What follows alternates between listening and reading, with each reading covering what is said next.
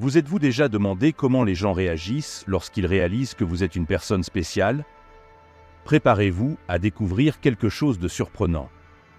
Dans la vidéo d'aujourd'hui, nous allons révéler 6 choses que les gens font lorsqu'ils reconnaissent que vous êtes l'élu. Il est frustrant de sentir que votre potentiel est ignoré ou que votre valeur n'est pas reconnue, n'est-ce pas? Imaginez la surprise et la transformation lorsque vous commencez à voir que, enfin, votre importance est remarquée. Restez avec nous jusqu'à la fin et découvrez comment ces réactions peuvent affecter votre vie et ce que vous pouvez faire pour vous démarquer et recevoir la reconnaissance que vous méritez. C'est parti! Générosité inattendue, cadeau gratuit et traitement spécial. La générosité inattendue peut être un phénomène déconcertant et parfois inconfortable. Dans un monde où la courtoisie et les gestes bienveillants sont souvent appréciés, se retrouver au centre d'une attention excessive peut susciter une série d'émotions confuses. Imaginez la situation. Vous sortez pour boire un verre avec des amis et, sans avertissement, le barman vous dit que le premier verre est offert. Ou vous assistez à un événement et quelqu'un vous propose un accès VIP sans que vous ayez demandé quoi que ce soit. Ces gestes de générosité peuvent se manifester dans des scénarios plus courants, comme dans les magasins, où les employés offrent des réductions spéciales, ou dans les restaurants, où vos repas sont soudainement pris en charge. Ces actes, bien qu'ils semblent courtois et généreux, peuvent créer un inconfort palpable. Ce qui peut d'abord sembler être un avantage peut en réalité provoquer un sentiment d'étrangeté et de questionnement intérieur. Pourquoi font-ils cela pour moi? Que ai-je fait pour mériter un tel traitement? Cette réaction est naturelle et compréhensible, surtout lorsque la générosité arrive sans demande ou besoin explicite de votre part. Lorsque les gens offrent des choses gratuites ou un traitement spécial, ils peuvent répondre à quelque chose qu'ils perçoivent en vous, quelque chose qu'ils ne peuvent pas entièrement expliquer, mais qu'ils trouvent attirant. Il peut y avoir une aura, une énergie autour de vous qu'ils ressentent et qui les pousse à reconnaître votre spécialité. Ils veulent se connecter avec vous et faire partie de votre orbite, et la manière dont ils le font est à travers ces gestes de générosité. Pour eux, offrir quelque chose gratuitement peut être une manière d'honorer ce qu'ils voient comme quelque chose d'extraordinaire en vous. Cependant, cette générosité peut rapidement se transformer en un fardeau, surtout lorsque les gestes commencent à s'accumuler et deviennent oppressants. Les invitations non sollicitées et les offres continues peuvent créer une pression subtile, rendant difficile pour vous de discerner si ces actions sont vraiment sincères ou s'il y a une attente cachée associée à elles. La générosité peut devenir une forme de manipulation déguisée, où les gens attendent quelque chose en retour, même si cela n'est pas explicitement déclaré. Il est crucial d'apprendre à établir des limites claires pour gérer ce type de générosité. Reconnaître et accepter ou refuser ces gestes en fonction de ce que vous considérez comme approprié est essentiel pour maintenir l'équilibre et garantir que vos qualités uniques soient respectées.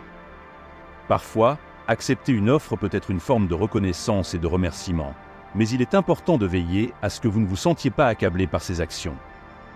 De même, refuser poliment peut être nécessaire pour préserver votre espace et éviter la sensation d'être redevable à quelqu'un.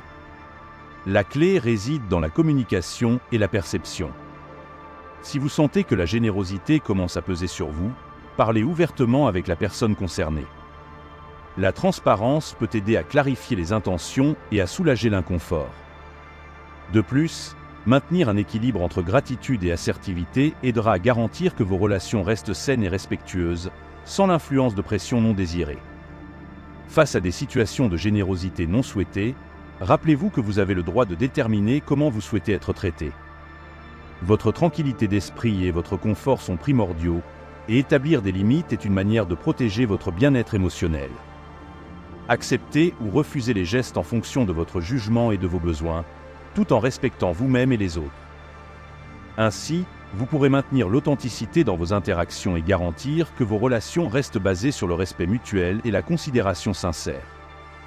Lorsque la générosité commence à se manifester de manière non souhaitée, il est important de reconnaître que vous avez le pouvoir de définir vos propres normes et limites.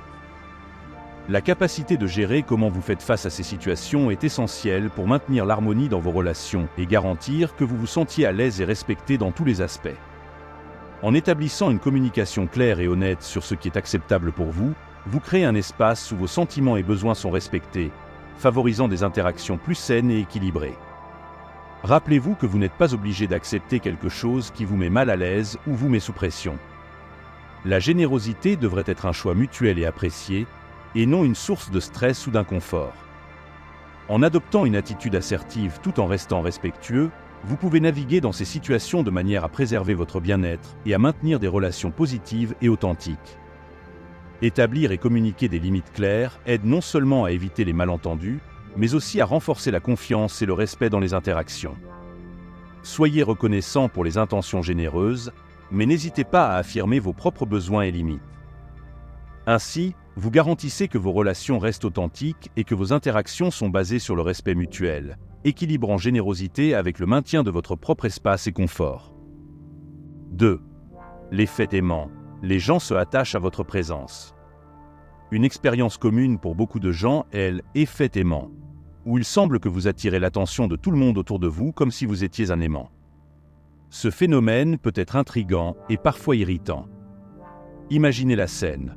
Vous entrez dans une pièce et presque immédiatement, les gens commencent à se rapprocher.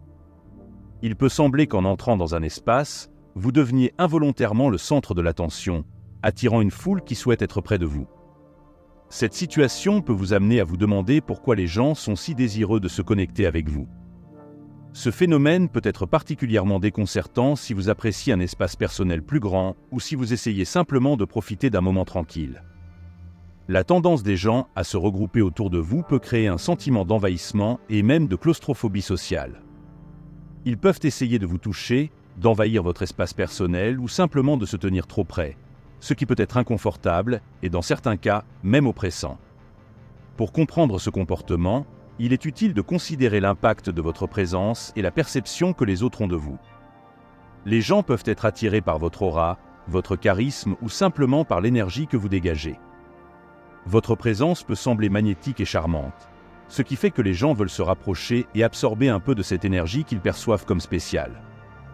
Ils croient qu'en étant près de vous, ils peuvent se connecter avec quelque chose d'extraordinaire ou obtenir un bénéfice indirect. Ce phénomène n'est pas nouveau et a des parallèles dans de nombreux contextes historiques et culturels.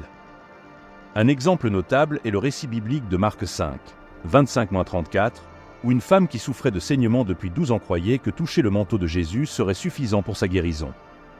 Elle croyait avec une foi inébranlable que ce simple acte de contact physique la connecterait à une énergie curative, et en touchant le manteau, elle fut guérie de sa maladie. Ce type de comportement reflète le désir humain de se connecter avec quelque chose de plus grand, de plus puissant ou de spécial.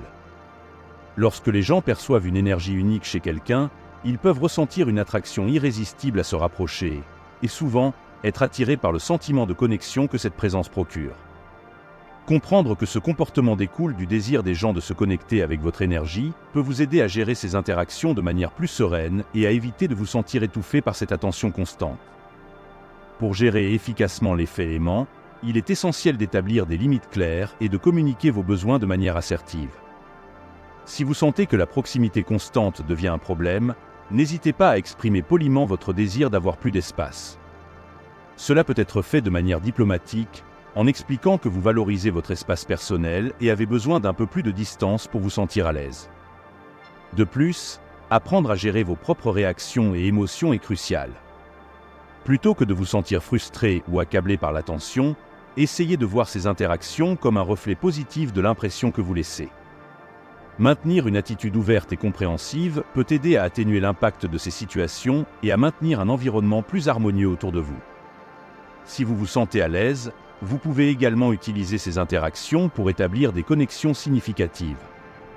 Parfois, la proximité des gens peut être une opportunité pour rencontrer de nouvelles personnes et construire des relations précieuses. Cependant, il est toujours important de s'assurer que ces connexions respectent vos limites et ne deviennent pas un fardeau. En résumé, l'effet aimant est un phénomène naturel lorsque vous dégagez une présence attrayante et charismatique. Les gens tendent à se rapprocher en quête de connexion et d'énergie, et comprendre cela peut vous aider à mieux gérer la situation. Établir des limites, gérer vos réactions et voir ces interactions comme une opportunité de vous connecter de manière significative peut transformer l'inconfort en une expérience plus positive et enrichissante. En affrontant l'effet aimant, rappelez-vous que vous avez le droit de définir vos propres règles et limites.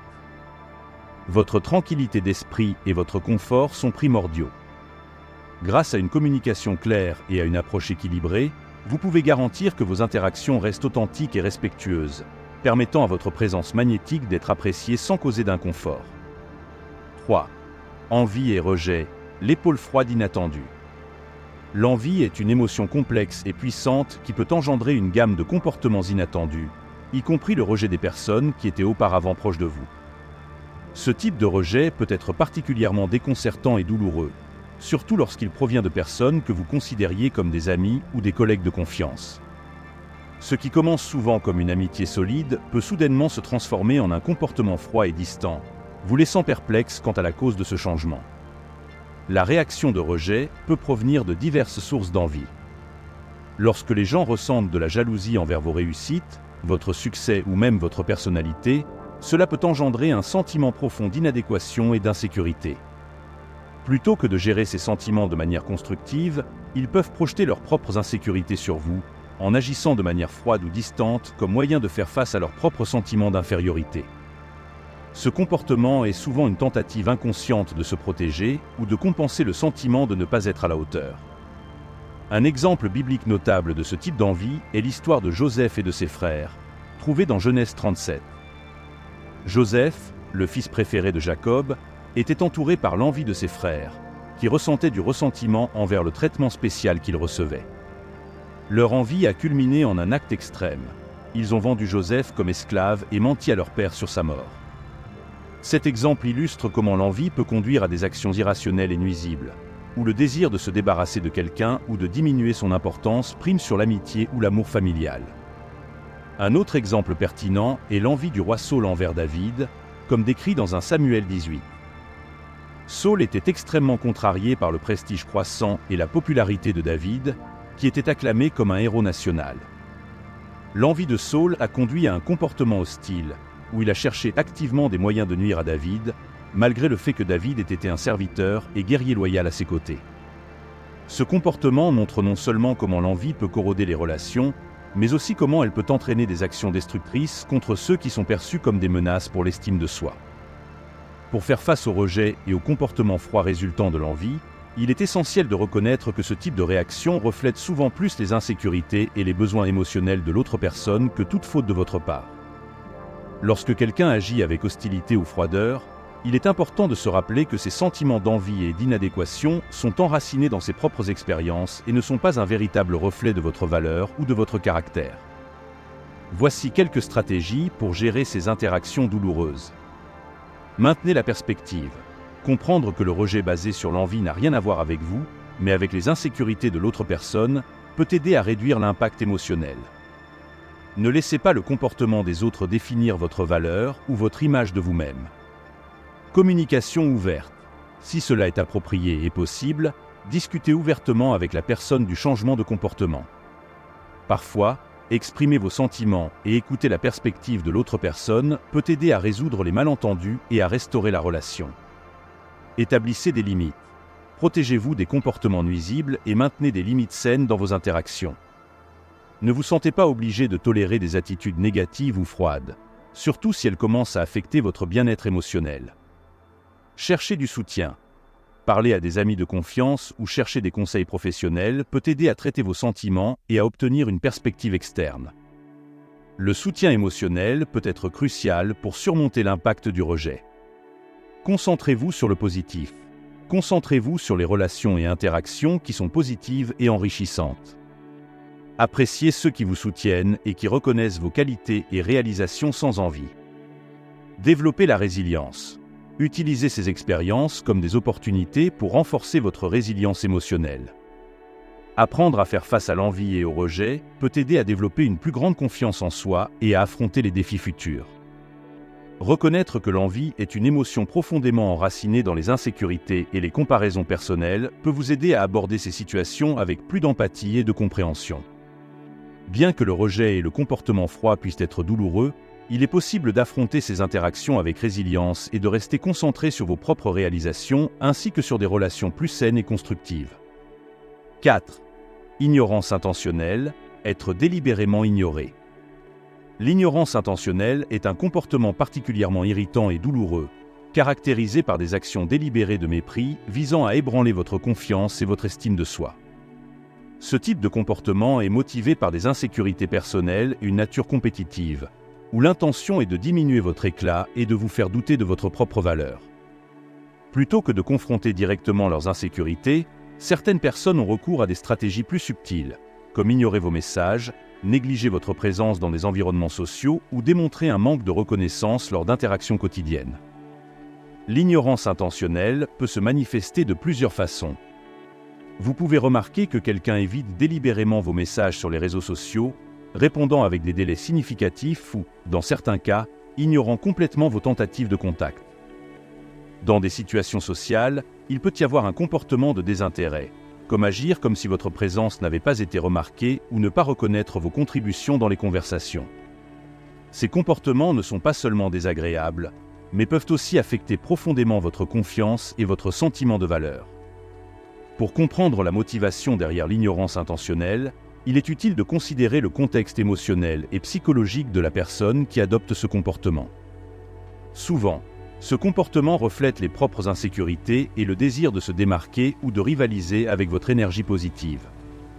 Les personnes qui se sentent menacées par votre présence ou vos réalisations peuvent avoir recours à l'ignorance comme une manière de tenter de diminuer votre importance ou votre impact social. L'idée est de créer une sensation de dévalorisation, vous faisant douter de votre propre pertinence ou de votre succès. Un exemple classique de ce comportement peut être observé sur les réseaux sociaux, où vous pouvez voir des amis ou des connaissances ignorer vos publications ou mises à jour, tout en interagissant activement avec d'autres personnes. Cette différence de traitement peut sembler une attaque personnelle, mais elle est souvent une manifestation des insécurités de l'autre personne. Ils peuvent se sentir inconfortables face au succès que vous montrez ou à l'énergie positive que vous dégagez, et l'ignorance est la manière qu'ils trouvent pour gérer ces sentiments. Comprendre que l'ignorance intentionnelle est enracinée dans le besoin de compétition et dans l'insécurité personnelle peut aider à maintenir votre perspective et à ne pas être profondément affecté par ces comportements. Voici quelques approches pour faire face à l'ignorance intentionnelle et protéger votre estime de soi. Gardez la perspective. Rappelez-vous que l'ignorance intentionnelle reflète souvent les insécurités de l'autre personne plutôt qu'un défaut de votre part. Ne laissez pas ce comportement ébranler votre confiance en vous. Évitez la réaction émotionnelle. Essayez de ne pas réagir de manière émotionnelle à ce comportement. Garder votre calme peut vous aider à mieux gérer la situation et à ne pas vous laisser affecter par des comportements négatifs. Établissez des limites. Protégez-vous des comportements nuisibles en fixant des limites claires dans vos interactions. Ne vous sentez pas obligé de chercher l'approbation de ceux qui vous ignorent intentionnellement. Cherchez du soutien. Parlez avec des amis de confiance ou un professionnel pour obtenir du soutien et une perspective extérieure. Le soutien émotionnel peut être crucial pour maintenir votre estime de soi. Concentrez-vous sur les relations positives. Investissez du temps et de l'énergie dans les relations et interactions qui sont enrichissantes et valorisantes. Appréciez ceux qui vous reconnaissent et vous soutiennent. Renforcez votre estime de soi. Utilisez ces expériences comme des opportunités pour renforcer votre estime de vous-même. Rappelez-vous de vos qualités et de vos réussites et continuez à avancer avec confiance. Reconnaître que l'ignorance intentionnelle est souvent le résultat des insécurités personnelles peut vous aider à aborder ces situations avec plus de compréhension et de résilience. Bien que ces comportements puissent être douloureux, il est possible de préserver votre confiance en vous et de vous concentrer sur des relations plus saines et positives. Gardez la perspective. Reconnaissez que l'ignorance intentionnelle en dit plus sur les insécurités et le besoin de compétition de l'autre personne que sur vous-même. Ne laissez pas le manque de reconnaissance ou le désintérêt affecter votre estime de soi ou votre perception de votre propre valeur. Établissez des limites. Si le comportement d'ignorance devient constant et impacte votre bien-être, il est important de définir des limites claires. Cela peut signifier limiter l'interaction avec les personnes qui affichent cette attitude ou ajuster vos attentes vis-à-vis de la relation. Concentrez-vous sur les relations positives. Focalisez-vous sur les interactions et relations qui sont positives et enrichissantes. Cultivez des connexions avec des personnes qui reconnaissent et apprécient vos qualités et qui contribuent à votre croissance personnelle et émotionnelle. Évitez les réactions impulsives. Au lieu de réagir immédiatement à l'ignorance intentionnelle avec frustration ou ressentiment, prenez le temps de traiter vos émotions et de répondre de manière réfléchie. Une réaction impulsive peut aggraver la situation et ne pas résoudre le problème sous-jacent. Pratiquez l'auto-affirmation. Renforcez votre propre confiance et estime de soi par des pratiques d'auto-affirmation. Souvenez-vous de vos réussites, compétences et de la valeur que vous apportez aux relations et à la vie en général. Cultiver une image de soi positive peut aider à contrebalancer l'impact de l'ignorance intentionnelle. Cherchez du soutien. Parlez à des amis de confiance ou recherchez un conseil professionnel si vous sentez que l'ignorance intentionnelle affecte profondément votre bien-être. Le soutien extérieur peut fournir une perspective supplémentaire et aider à gérer l'impact émotionnel. Gardez le focus sur vos objectifs. Concentrez-vous sur vos objectifs et aspirations personnelles et ne laissez pas la désinvolture des autres détourner votre attention. Maintenir l'engagement envers vos objectifs et intérêts peut aider à garder votre motivation et confiance. En résumé, l'ignorance intentionnelle est une tactique manipulatrice qui cherche à diminuer votre valeur et à impacter votre confiance. Comprendre les motivations derrière ce comportement et adopter des stratégies pour protéger votre estime de soi peut aider à atténuer l'impact de ces actions. Maintenir une perspective positive et cultiver des relations saines et respectueuses sont essentiels pour préserver votre bien-être émotionnel et continuer à briller de votre propre lumière. 5. Ostentation et blâme, compétition et transfert de responsabilité. Le comportement d'ostentation constante et le transfert de blâme sont deux formes d'interaction sociale qui peuvent être épuisantes et difficiles à gérer. Tandis que l'ostentation implique le besoin pour certaines personnes d'afficher exagérément leurs réalisations, souvent pour se sentir supérieurs ou pour rivaliser, le transfert de blâme fait référence au comportement de rejeter la responsabilité des problèmes et des défauts personnels sur les autres. Ces deux comportements sont souvent motivés par des insécurités profondes et un désir de manipuler la perception des autres pour se sentir mieux. Ostentation constante. L'ostentation est un comportement où une personne affiche constamment ses réussites, possession ou statut, souvent de manière exagérée et inconfortable pour les autres. Ce besoin de se vanter peut être fatigant et difficile à supporter, surtout si vous êtes constamment comparé ou si vous vous sentez éclipé. Les personnes qui se livrent à l'ostentation cherchent souvent à valider leurs insécurités et à surpasser les autres en termes de succès ou de reconnaissance. Ce comportement peut se manifester de diverses manières. Lors de conversations, la personne peut constamment parler de ses réussites, montrer des photos de ses vacances luxueuses ou détailler fréquemment ses succès professionnels et personnels. Dans des contextes sociaux ou professionnels, elle peut essayer de dominer la conversation et de détourner l'attention vers ses propres réalisations, tout en minimisant ou en ignorant les réussites des autres. L'ostentation cache souvent une insécurité plus profonde. Le besoin de se distinguer et d'être reconnu peut être une manière de compenser des sentiments d'inadéquation ou de faible estime de soi. En soulignant ses réussites et son statut, la personne tente de créer une image de succès et de valeur, qui peut être une façade pour ses insécurités personnelles. La compétition constante et la tentative de supériorité sont souvent des façons de faire face à son propre sentiment d'infériorité. Transfert de blâme. Le transfert de blâme est un comportement où une personne essaie de détourner la responsabilité de ses propres problèmes et échecs vers les autres. Au lieu de reconnaître ses défauts ou ses erreurs, la personne blâme les autres pour éviter la culpabilité et se sentir mieux. Cette tactique peut créer de la tension et des conflits, surtout si le blâme est dirigé injustement vers vous. Dans la Bible, il y a des exemples clairs de transfert de blâme. Les frères de Joseph, dans Genèse 37, sont un exemple classique. Motivés par la jalousie et le ressentiment, ils vendirent Joseph comme esclave des mentir à leur père, mettant la faute sur la prétendue mort de leur frère pour cacher leurs actions. Le transfert de blâme vers Joseph était une manière de détourner l'attention de leur propre jalousie et comportement malhonnête. Un autre exemple est l'histoire de Saül et David, décrite dans 1 Samuel 18. Saül, consumé par la jalousie et l'insécurité face à la popularité croissante de David, chercha à blâmer David pour ses propres sentiments d'inadéquation. Saül alla même jusqu'à tenter de tuer David, transférant ses propres défauts et insécurités sur David comme une manière de faire face à sa propre crise d'identité. Comment gérer l'ostentation et le transfert de blâme? Reconnaissez les motivations sous-jacentes. Comprendre que l'ostentation et le transfert de blâme sont souvent motivés par des insécurités et un besoin de validation peut aider à garder la perspective. Ces comportements révèlent davantage les défauts et les peurs de l'autre personne que votre propre valeur. Établissez des limites. Si l'ostentation devient insupportable ou si le transfert de blâme commence à affecter votre bien-être, il est important de définir des limites. Cela peut signifier limiter le temps passé avec les personnes affichant ces comportements ou exprimer clairement comment vous vous sentez par rapport à leurs actions. N'acceptez pas la culpa indue.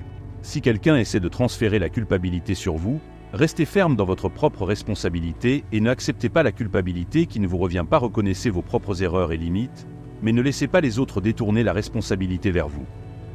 Cultivez des relations positives.